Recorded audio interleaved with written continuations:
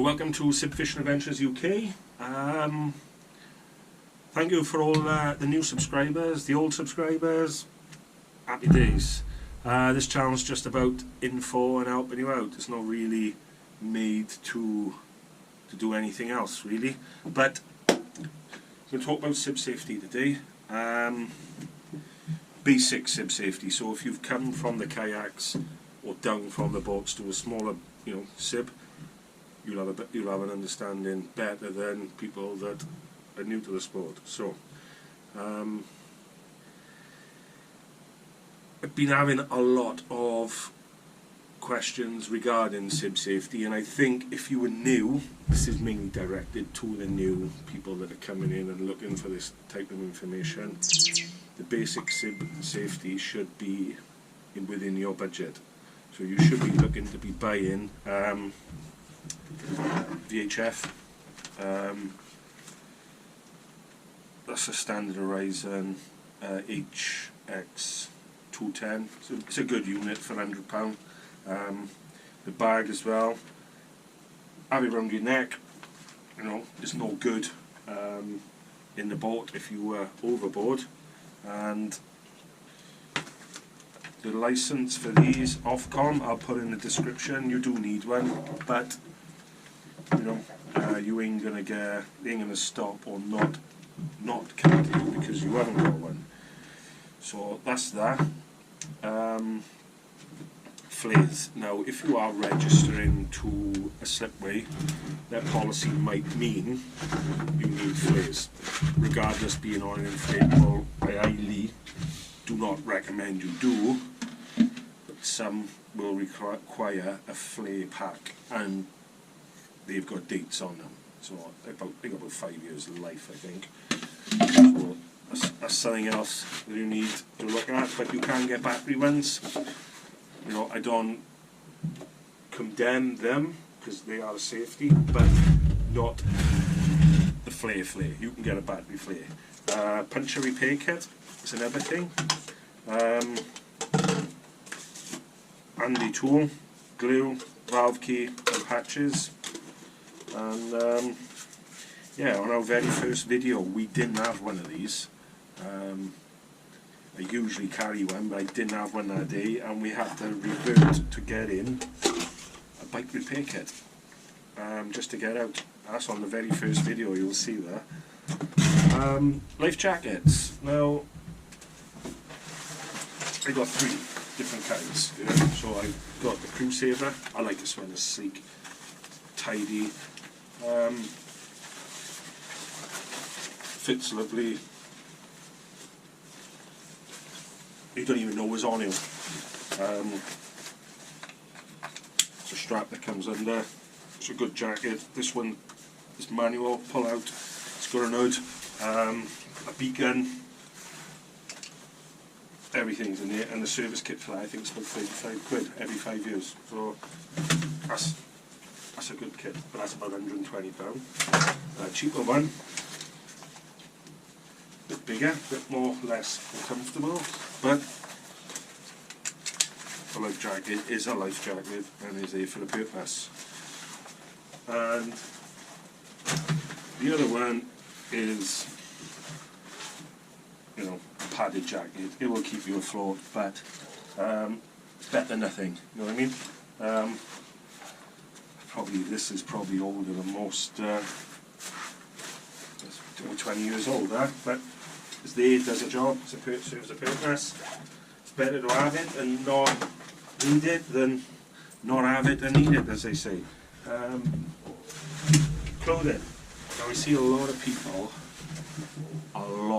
people go in February, March in jeans and trainers. Now, it's a bit stupid. You're launching in very cold water. You're going to have cold feet at the very least, and then the spray coming off these boats in the winter, especially the lower boats, like the on-wave, they don't take so much spray on. The other boats create a lot of spray that comes over. Either way, these are wade-in trousers with a built-in sock, neoprene sock. I've got dry trousers somewhere here, dry peak ones.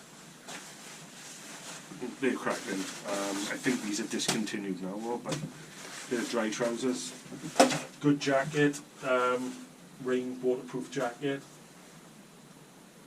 Clothing, warm clothing you want in the winter, so that's a good start. And get a lot of questions with waders as well. Do you wear waders? I have done. And a lot of people still do. Now a lot of people have frowned upon it, but I don't see nothing wrong with it. I know a lot of them will say they fill up. If you want to wear them to launch and get in, once you're in the boat, take them off, that's entirely up to you. That's what I used to do anyway. Sometimes used to keep them on and put a belt on, tighten the belt up. But you can wear them to launch. You know, I'm not going to say it's a good thing and I'm not going to say it's a bad thing. But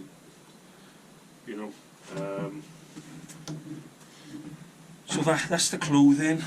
What else have we got? Main safety. So your kill switch. Kill switch on your outboard. I am one for forgetting to do this, and I don't like it. I do. It's a must. You've got to have it, but this comes off easy. So when you only got to move it, and it comes off, it'll do my nutting. But again, it'll save your life and someone else's. Yeah, it's a long story. You do get the kill switch police and you do get the life jacket police. It is all about promoting safety, I gotta agree. It's not that I disagree, because I absolutely do not disagree. It's a must. It's just to do my head in where they keep pulling off and cutting the engine mid-flow like. But that's my fault. Anyway, I'm not condemning it. That's that. What else have we got? Your second means of propulsion. Now, every sib should have that. That's your hose. A lot of slipways clubs will require that. So yeah, and I can't see a lot of people say, do take a spare engine. You've got a 15-20 horse on anyway. You ain't gonna get on up to a 4-metre boat. You don't really want to be putting another 2.5 to 4 horsepower backup auxiliary engine on there. If I'm honest, because you're maxing out the weight anyway with your outboard.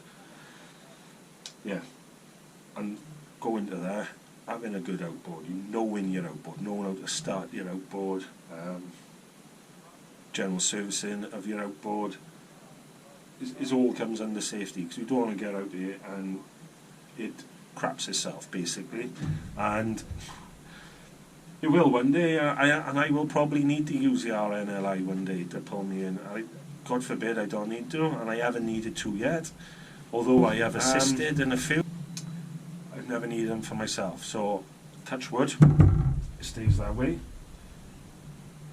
But knowing your outboard is key. So you get a lot of people, they come to the sport, they haven't even got a clue how to start their engine, they don't even know how to service their engine, and all they think is pull that and away you go. In some respects, yeah. And you wait for it to break down to fix it. That's 50% of the population today, you know, what they do with their cars. But when you're out on the sea, you know, you want that to start every time, and yeah, so that's your outboards. And there's two. You've got the 2-stroke and you've got the 4-stroke. What else did they ask? Is knowing your boat's capabilities, knowing your own capabilities, and what your outboard can do. So you do see a lot of people buying smaller boats, and the smaller ones usually come with a slatted deck, and they're expecting to do 2 or 3 miles offshore. And I know being funny, you will do it, it won't be comfortable, and definitely won't be safe. I don't even think the slatted floor ones have even got a safety rating on it, and if they have, they are mainly just tender use. If you've got another vessel, just using that. I don't recommend a slatted deck, I highly don't. I know a lot of people will go, yeah, but I'm only using it in the bay. Plan and buy for what you're going to be want to do next summer or next year, because I guarantee you, once you fish the bay and you see all the other people going out 3 mile bang, going out further, you'll want to be doing it. And then your next question will be, I need a bigger boat, or how far can I go on this boat? So plan for what you want to be doing next year. If you can budget it, capabilities, knowing is worthy for the trip, making sure it is fully inflated. Each boat, tidy one, will come with how to inflate and how much to inflate. 3.6 psi, fill it to 3.6 psi. Don't fill it to 2.5 and then wonder why your fuel economy is crap, the boat handles like a pig. 3.6. Floor, if you've got a deck, it's 10 psi, 9 psi, and the keel, usually 5 or 6 psi. Make sure you inflate it to the spec of the boat, because usually it causes problems. And not only that, you can have a bad experience because you haven't followed the correct procedure of inflating your boat, or filled it to the right capacity. So that's your boat. And yeah, another safety thing as well, C-rated boats. Most Sibbs are C-rated. Most good boats are C-rated. There's a few boats out there that I know have got a C rating, but they haven't got a safety pass on it. I probably shouldn't be saying this, but I know they haven't. And you want a C rate. C rating means it has been tested in force 5 or 6. I did say on my last video I would check, but I'm positive it's force 5 or 6 winds, and you go up to 20 mile offshore. So definitely worth looking into on that. And yes, so it's basically you are using it as a fishing platform, but you want to be comfortable and safe while doing so. So another thing as well is tides, weather, conditions, location, knowing the area you're going to, knowing the watchtowers, local Coast Guard, you know, keeping in contact with all them, letting them know your trip for the day and what your plans are. You know, it just keeps you in safe peace of mind. And not only that as well, you have got, I keep saying not only that, sorry, I do apologise. It's always good, if you're taking anyone out with you, it's always good to let someone at home know your plans, where you're going and so forth. But if you're taking someone out with you, it's good to give them a crash course on how to start your engine, because not everyone has got a new engine, and not everyone knows that your engine won't start when it's in gear. So if something did happen to you and you were in an emergency, does your mate know how to start your engine? Does he know how to call for help? And you know, your hands, your life is in his hands then. It's hard to say it like that and put it like that, but his life is in your hands too, so you are responsible for him. But if anything happens to you, you'd expect the same in return. So most people I go out with have all got outboards, radios, they all know the crack. But if there's someone I've gone out with that don't know the procedure of how to start it, or if in an emergency knowing what to do, give them a little crash course on how to do it. And I always carry a spare VHF. It's only a cheap one. It's always in my box, and I'll show them how to use it. because if I'm overboard, I always keep mine on me, and I can speak to him, and he can call the Coast Guard. So it's always there. So it's a good idea that to keep a spare radio in there. Also, mobile phone will do the job, but chances are you panic and you don't know the numbers. And anyway, with the VHF, it's all straight in there. So that's that. Anchor. I know a lot of people don't plan to anchor and will say, I'm not planning to anchor, so I don't need it. It's a crucial safety bit of equipment. I know it's an extra weight to be carrying around with him, but if you lose power, what are you going to do? Drift into the rocks. And if you're in the Bristol Channel, we had a situation a couple of weeks ago where an engine trouble and he drifted 5 mile. One, because he was new and he was trying to untangle his anchor rope and drifted 5 miles. So that's where we had to assist. But an anchor, I use in the Bristol Channel 2 kilo Bruce, 4 meters of chain, and 150 meters of rope. And it's always on the boat, so if I need it, you can just chuck it over and anchor to. I've got a video on how to anchor.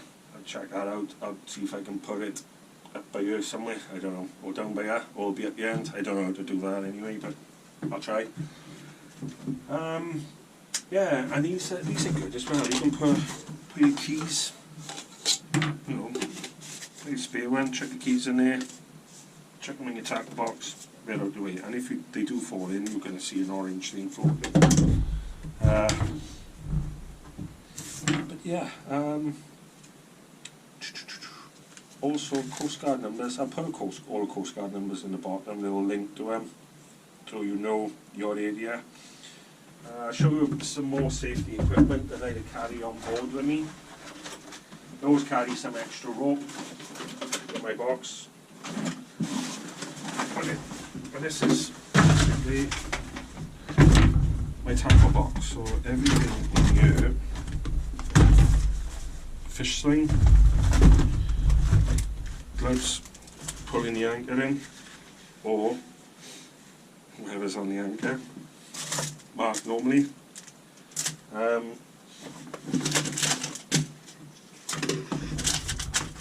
Tell you what, a good little buy, because it's often talked about fishing at night, and if the weather comes in, fog. I think I got these from the range. Emergency bike lights or bike battery lights. So you've got white, anchor light, red and green. And they just battery. I always keep them in here because if it fogs down, you've got them. Also, knife. So if you check an anchor out, always have a knife close by in case you get a tangle. You know, you just quickly cut it off. Good quality scissors. They are quality scissors. I know for absolute awesome scissors they are. Cut through anything apart from steel. Yeah, so that's basically a Lumo box. I always keep my wheel pins in here because I take my wheels off. Always take them back to the van or up in the front. That's basically my box. Leads, you know, everything goes in here. It's funny rope, rigs, and you see people, they travel and you think they go in carp fishing, you know, trolley, rod holders, they take them a lot. You know, all my fishing gear is in there. If I'm anchor fishing for cod, I'm trying to catch cod anyway, congers rays. And if I'm lure fishing, which, to be honest, I haven't done a lot of. I've got a bag like this, just full of lures and lure kit. So I don't fill the boat with crap, if you like. It's just travel light and safe. What else? I've had a lot of crap written down here, but since I've done this about 6 times since we went up Oath Call last, and after that day I thought it'd be wrong to do a video and use someone else's bad experience as an example, so I'm not doing that at all. And yes, I think save babbling on. Yeah, just a quick recap. So if you're new, you were looking at your basic equipment, so your VHF, flares, battery flares if you're buying them. You can get a PLB, your life jacket, clothing.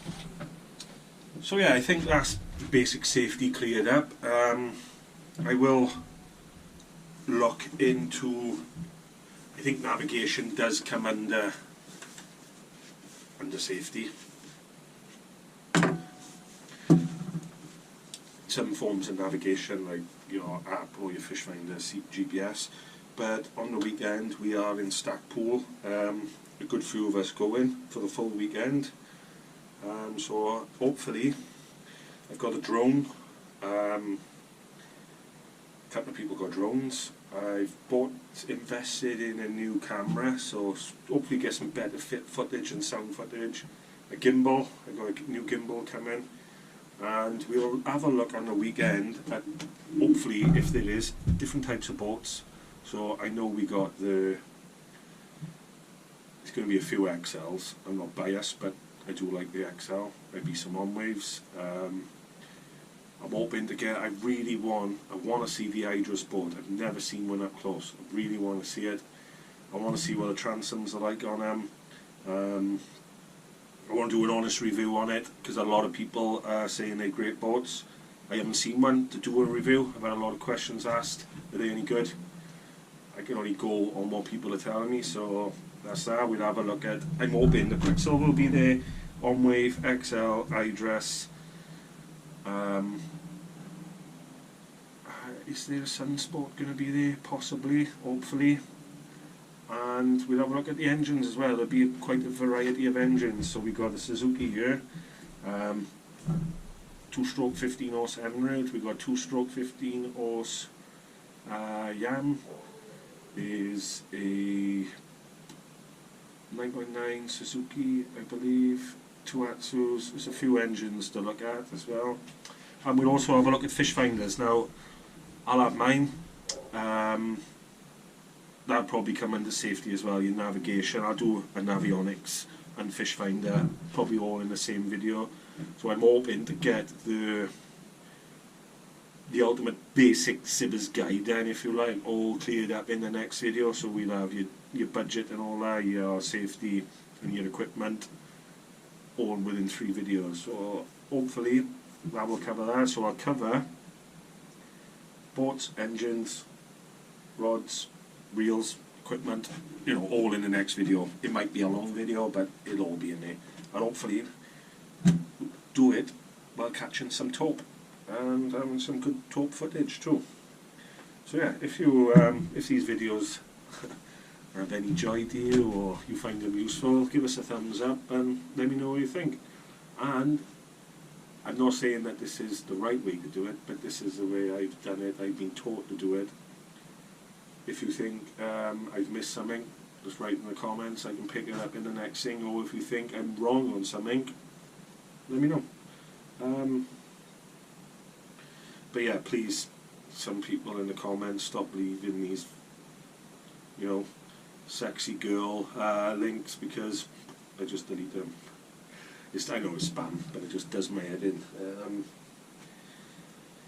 Anyway, so yeah, thank you for watching, and I hope the basic safety